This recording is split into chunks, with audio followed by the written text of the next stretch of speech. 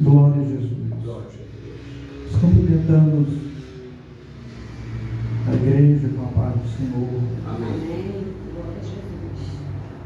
Graças a Deus por essa oportunidade que Deus tem nos dado de estarmos aqui nesta noite para adorarmos o nome do Senhor.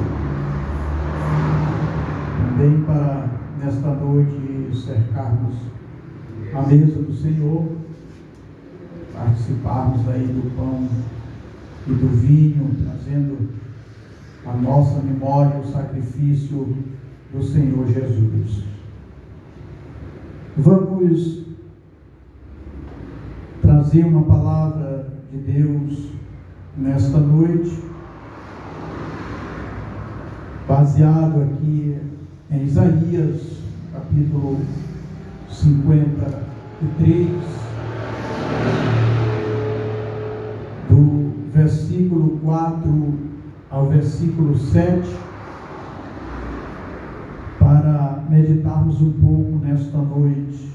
Glória a Deus. E aos amigos que nos ouvem através das redes sociais, que Deus abra a sua mente, o seu entendimento para a palavra do Senhor. Versículo 4: verdadeiramente Ele tomou sobre si as nossas enfermidades e as nossas dores levou sobre si. E nós o reputamos por aflito, ferido de Deus e oprimido. Mas Ele foi ferido pelas nossas transgressões e moído pelas nossas iniquidades. O castigo que nos traz a paz estava sobre Ele, e pelas suas pisaduras fomos sarados. Todos nós andávamos desgarrados como ovelhas, cada um se desviava pelo seu caminho, mas o Senhor fez cair sobre ele a iniquidade de nós todos. Ele foi oprimido, mas não abriu a boca. Como um cordeiro foi levado ao matadouro, e como a ovelha muda perante os seus tosquiadores, ele não abriu a sua boca. Glória a Deus. Baseado nestes versículos da palavra de Deus, nós queremos colocar um tema: crente que tem vergonha do Evangelho não é crente. Meus amados, e também ouve este vídeo aí pelas redes sociais, que é crente, que tem vergonha do Evangelho, às vezes tem vergonha até de dizer que é crente.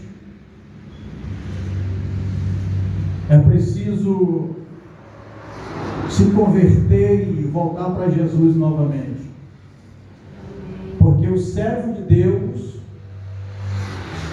que serve a Cristo, ele não tem vergonha de ser crente e dizer isso. Ele não tem vergonha do Evangelho.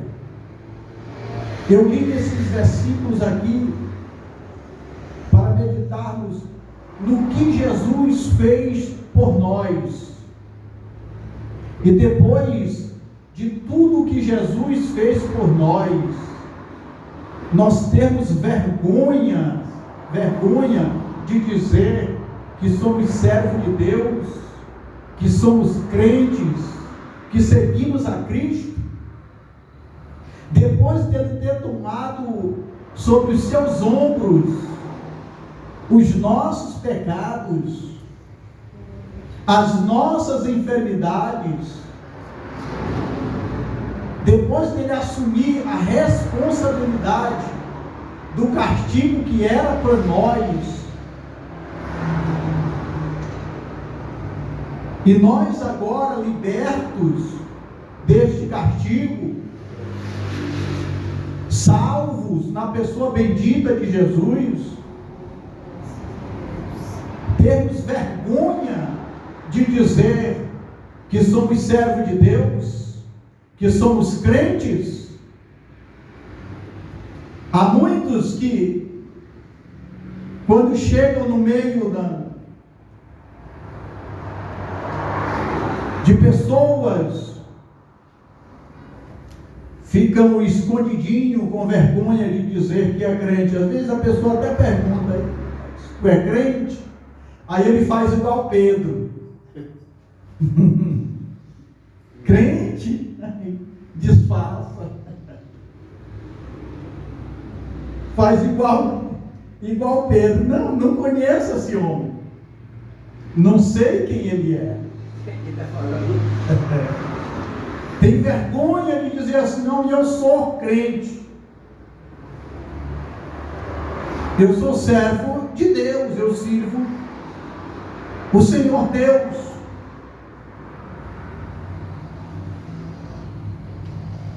Se nós observarmos tudo que Jesus fez por nós, era para sairmos gritando assim: eu sou crente, eu sou crente, eu sou servo de Deus, graças a Deus, eu sou crente. Era para dizer assim: olha gente, eu sou crente aqui, ó. Porque Deus tem feito coisas tremendas na nossa vida. Só em perdoar os nossos pecados, só em morrer por nós, quando nós ainda éramos pecadores, assumir a nossa culpa, pagar o preço por nós, é para gritarmos todos os dias que somos servos de Deus, que somos seguidores de Cristo. Mas nós temos aí uma boa parte dos crentes hoje, que quando chega em meio às pessoas, não querem ser reconhecidos como crentes. Mas para quem serve a Deus, é um privilégio quando somos reconhecidos como crentes, como servos de Deus, como pessoas diferentes dos demais que ali estão. É um privilégio. É um privilégio anunciar a palavra de Deus. É um privilégio pregar o Evangelho do Senhor Jesus. Pois Ele nos chamou para anunciarmos a sua palavra, anunciarmos o seu Evangelho. O Evangelho não é nosso, é de Cristo. Glória a Deus. Em Mateus, no capítulo 8, versículo 17, fala do cumprimento do que fora dito pelo profeta Isaías. Ele confirma isto em Mateus, o que foi dito pelo profeta Isaías, que Deus, o Senhor Jesus, tomou sobre si as nossas enfermidades. É por isso que Jesus curava os enfermos. Porque Ele tomou sobre si as nossas enfermidades. Então, vendo os aleijados, os coxos, os mancos, Jesus curava todos. Todos. Jesus, Ele é ontem, hoje e eternamente. Glória a Deus.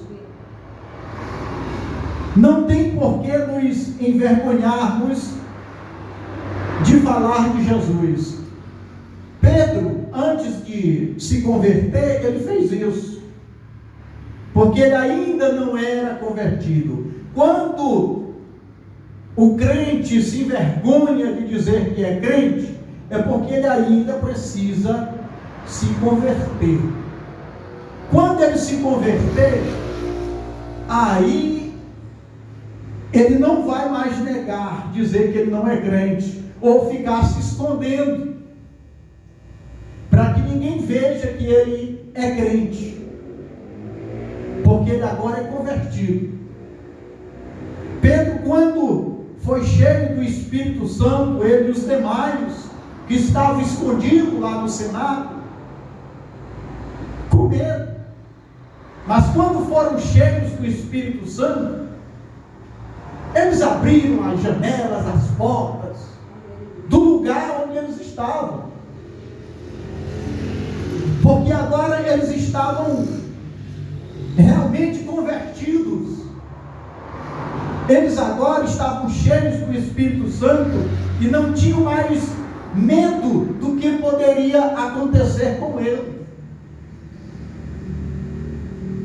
porque eles não tinham mais vergonha do Senhor Jesus. E não foi só Pedro, todos eles ali fugiram. Só João que acompanhou Jesus até no Calvário, mas os outros todos abandonaram Jesus, ficaram com medo, com vergonha,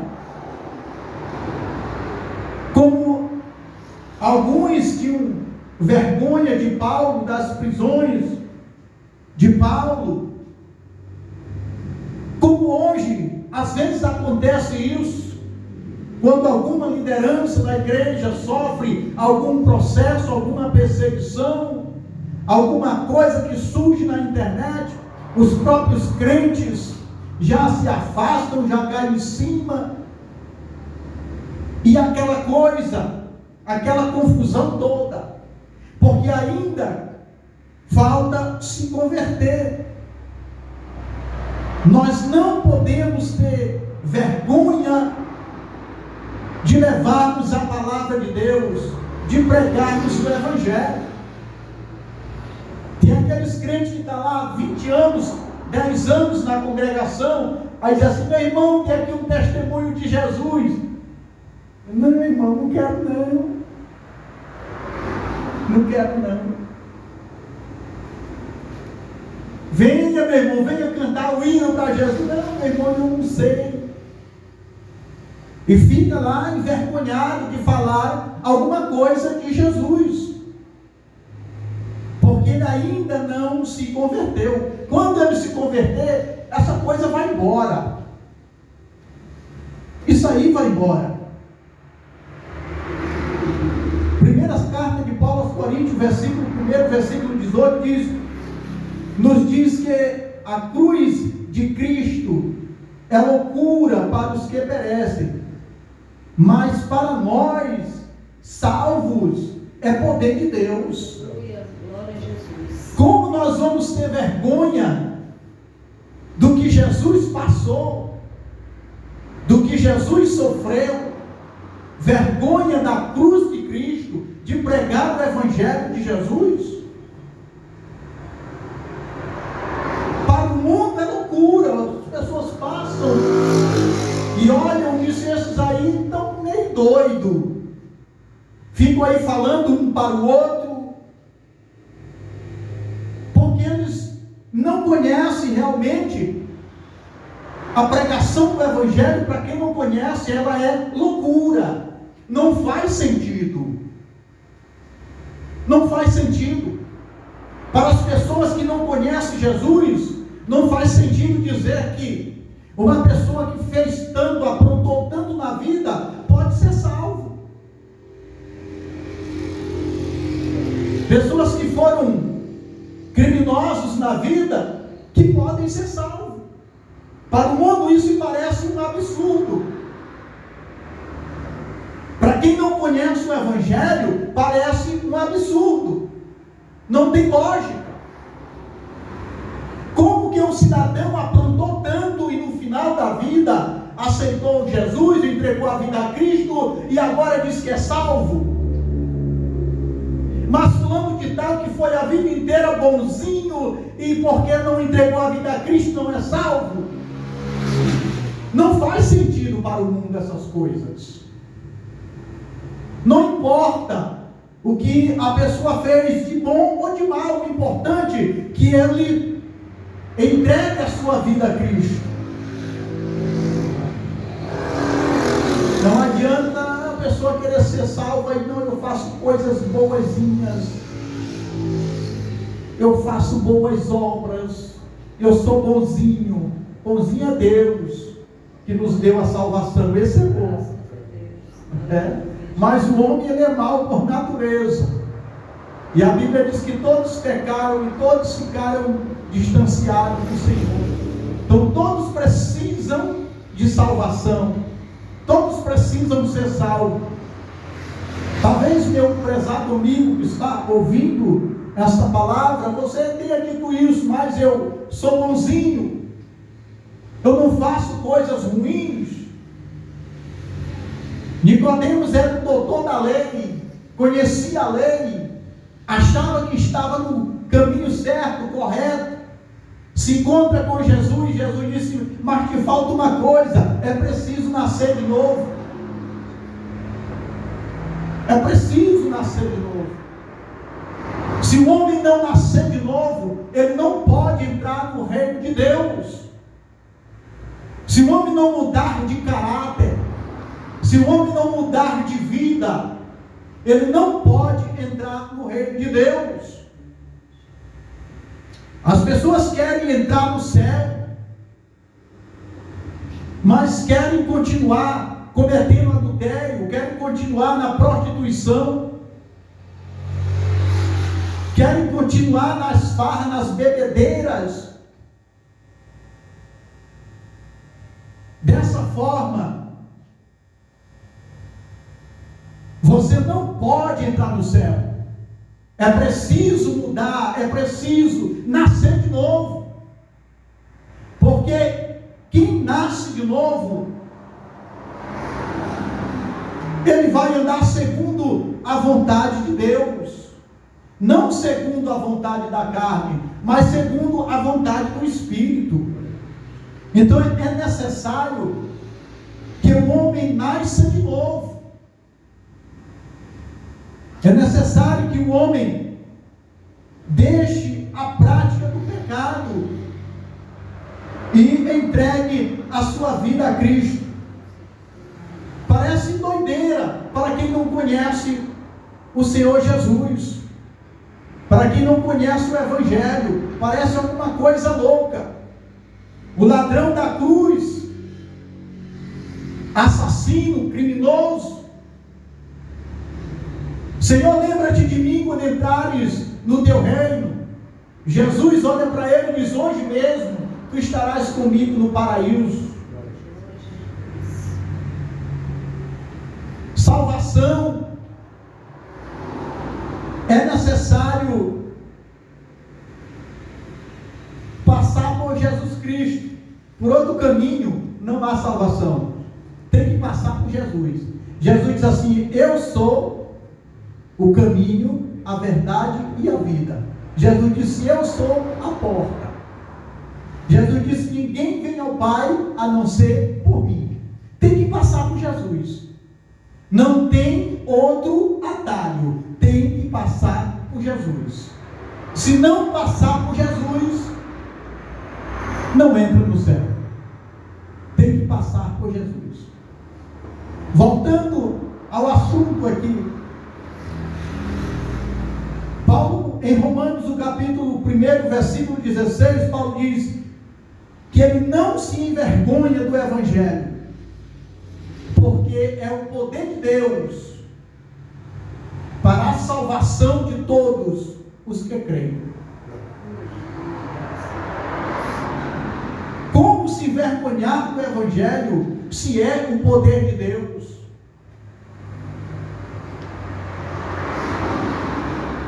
Paulo pode dizer isso com propriedade, porque Deus usava Paulo extraordinariamente na sua obra. Hoje não é diferente, irmãos. Deus também nos usa para fazer a sua vontade, a sua obra. só usa aquele que é famoso, ou que tem nome. Deus usa ele e usa também aquele que não tem nome. Aquele que é anônimo também, Deus também usa. Deus usa o que está nos grandes templos e usa também o que está lá na favela, o que está lá na zona rural. Deus também usa da mesma forma, do mesmo jeito. Pode ser que um seja mais conhecido do que o outro das pessoas, mas de Deus, ou para Deus, os dois são iguais. Os dois são servos. O pastor da igreja, para Deus, é servo também. O missionário também é servo. O diácono da igreja também é servo. Os irmãos que estão nos bancos também são servos. Para Deus, nós somos iguais. Somos todos servos do Senhor. Glória a Deus. Então não há um mais famoso do que o outro. O fulano de tal é famoso. Deus não chamou nenhum de nós para sermos artistas ou famosos. Pregador não é artista nem famoso, é pregador do Evangelho. Pregador do Evangelho. Pode ser conhecido ou não conhecido. E nós não podemos nos envergonhar de falar de Jesus. Pelo contrário, nós estamos vivendo e temos conversado muito sobre isso. A aproximação da vinda de Jesus. Estamos vivendo os últimos dias da igreja antes do arrebatamento. E nós precisamos, mais do que nunca, pregar o Evangelho, usar todos os meios para anunciarmos a palavra de Deus, pelas ruas, nas redes sociais, por onde passamos, nós temos que anunciar a palavra de Deus. Porque nós precisamos prestar conta com Cristo, daquilo que foi nos dado, daquilo que foi nos entregue. Nós temos que prestar conta com Deus. Como nós vamos nos apresentarmos ao Senhor com as nossas mãos sem nada, vazia? Então nós precisamos voltar alguns anos atrás e lembrarmos como a igreja ela foi crescendo. A igreja ela cresceu, foi nas ruas. A igreja não cresceu dentro das quatro paredes, ela cresceu na rua.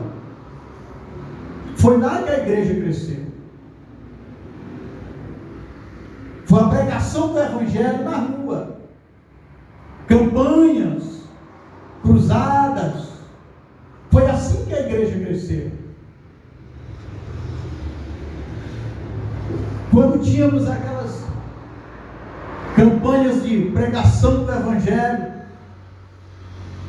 ali ganhavam muitas almas para Jesus. Hoje, nós temos em alguns lugares, mas a maioria deixaram de fazer isso.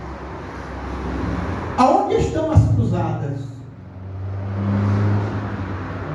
Nos anos 90, todos os finais de semana nós víamos falar: vai ter uma cruzada em tal lugar, vai ter uma cruzada em tal lugar. Agora chamava culto ao livre. Hoje, nós não ouvimos mais isso, culto ao ar livre. Como o pastor Delcio falou, culto ao ar livre era feito 2 vezes por semana, 3 vezes por semana. Tínhamos culto ao ar livre. Os crentes pediam culto nas suas casas. Hoje os crentes não pedem mais. Mas quando dizia, irmão, quem quer culto em casa? Aí levantava um monte de mão, era para você dizer, não, irmão, nessa semana nós fazemos na casa do irmão, na casa do irmão e do irmão, na outra, aí nós fazemos na casa do irmão. Porque sobrava mão e faltava dia para fazermos os cultos nas ruas, nas casas das pessoas, dos irmãos. Mas em alguns lugares ainda, eu acredito que tem ainda esse hábito. Os irmãos ainda conservam ainda esse hábito, mas em muitos outros não. A gente nem ouve no final do culto dizer isso. Quem quer culto em casa? Porque já sabe que é difícil. Todo mundo está muito ocupado. Todo mundo está no corre-corre. E não tem tempo mais para abrir um espaço no meio da semana para um culto em casa. Nós estamos precisando de avivamento do Senhor. Porque avivamento é isso. As pessoas costumaram agora que o avivamento é aquele negócio ali, aquele roda-roda, aquele chega para lá, chega para cá. Emoção, tudo bem. Ninguém vai dizer assim, não, o irmão pode fazer, porque está ali naquele momento de emoção, está alegre, às vezes não se segura e faz. Mas não é isto que é avivamento.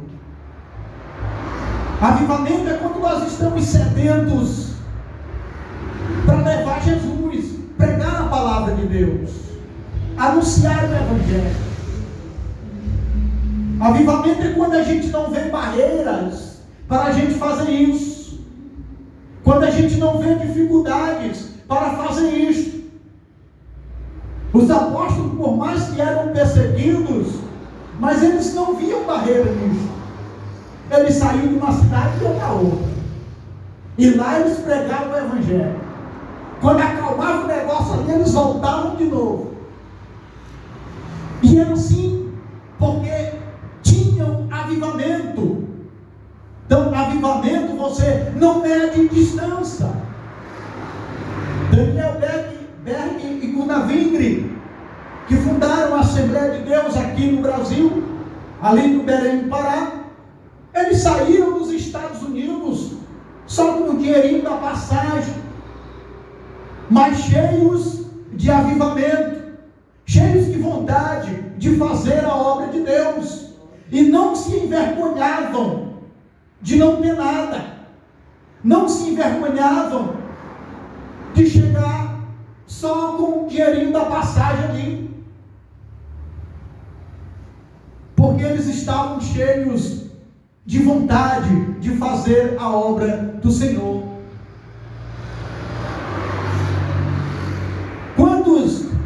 Quem é mais antigo sabe disso? Quantos homens de Deus que eram chamados para a obra e o enviado para os seus campos ou lá as suas áreas de trabalho e passavam fome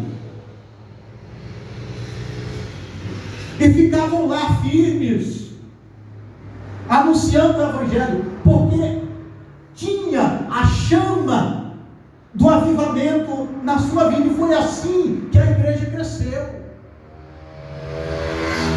Iam para os lugares aonde não tinha crente, não tinha servo de Deus, ia com toda dificuldade, mas ia anunciar a palavra do Senhor.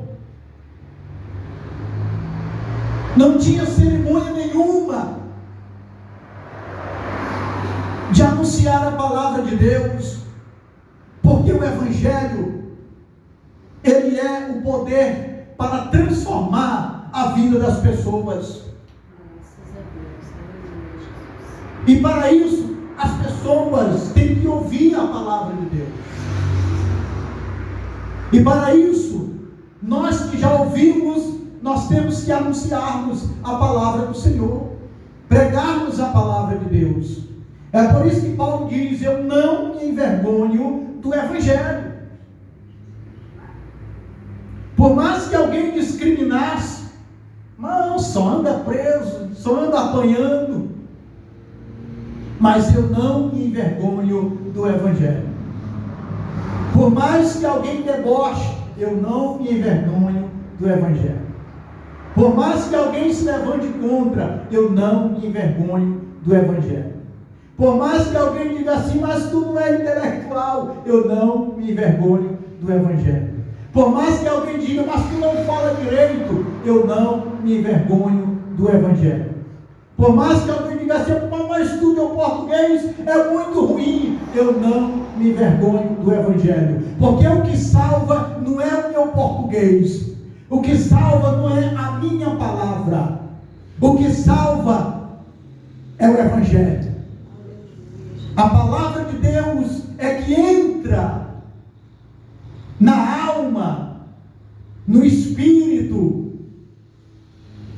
e liberta a pessoa. É a palavra do Senhor.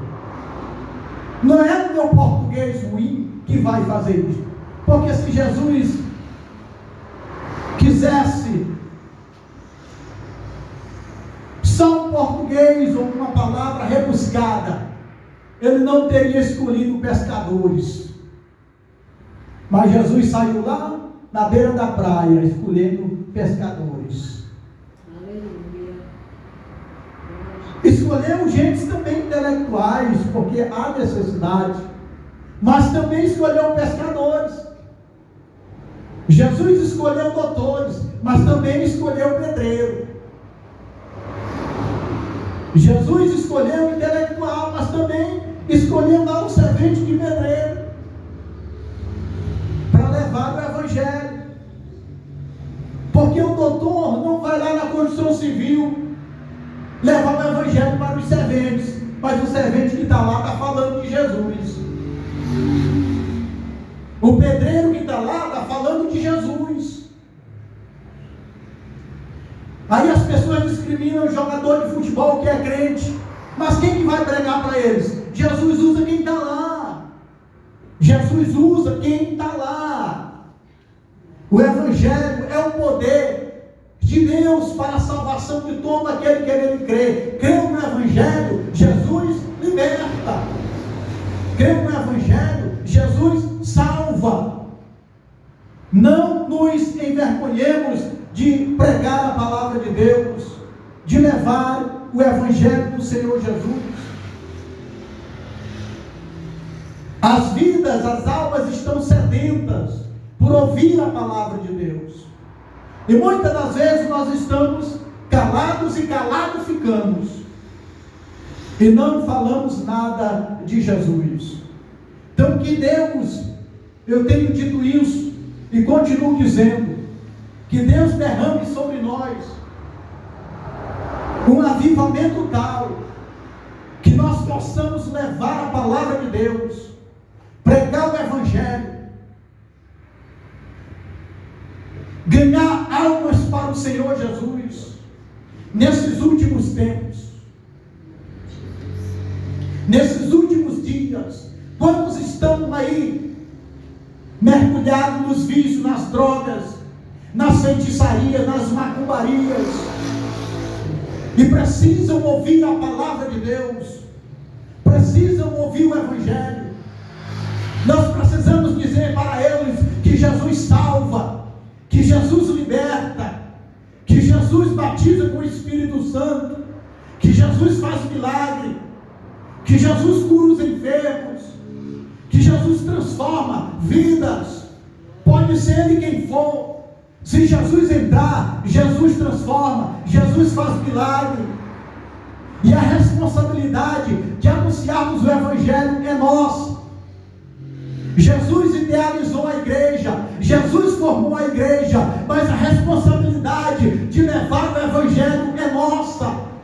Jesus, antes de subir para o céu, ele chama os seus discípulos e diz: ide, anunciai o Evangelho a toda criatura. Quem crê e for batizado será salvo, porém quem não crê será condenado. Sabe por quê? Porque aquele que não crê na palavra, aquele que não recebe a palavra, ele está se condenando a si mesmo, porque ele não recebe a palavra. Então nós temos essa responsabilidade de anunciarmos Jesus, de levarmos o Evangelho. Glória a Deus. Se não fosse alguém nos pregar a palavra de Deus, não estaríamos aqui hoje. Mas alguém usado por Deus nos trouxe a palavra do Senhor. É por isso que nós estamos aqui hoje. Glória a Deus. Então a igreja, irmãos, ela foi prosperando, ela foi chegando em lugares que nós nunca imaginávamos que ia chegar. Foi alguém levando a palavra de Deus, anunciando o Evangelho do Senhor Jesus, e pessoas foram aceitando a Cristo como Salvador. E aquelas pessoas também foram frutificando, foram anunciando a outras pessoas. E a igreja do Senhor, graças a Deus, tem crescido, porque ninguém pode segurar a igreja de Cristo. Por mais que os homens tenham tentado ao longo dos tempos, por mais que tente segurar a igreja de Cristo, ninguém vai poder segurar a igreja do Senhor. Pode se levantar quem quiser, mas ninguém segura a igreja de Cristo. Que Deus em Cristo nos abençoe, e oremos para que Deus derrame sobre nós um avivamento tal, que as nossas almas, que o nosso coração venha arder para levarmos a palavra do Senhor. Que Deus nos abençoe.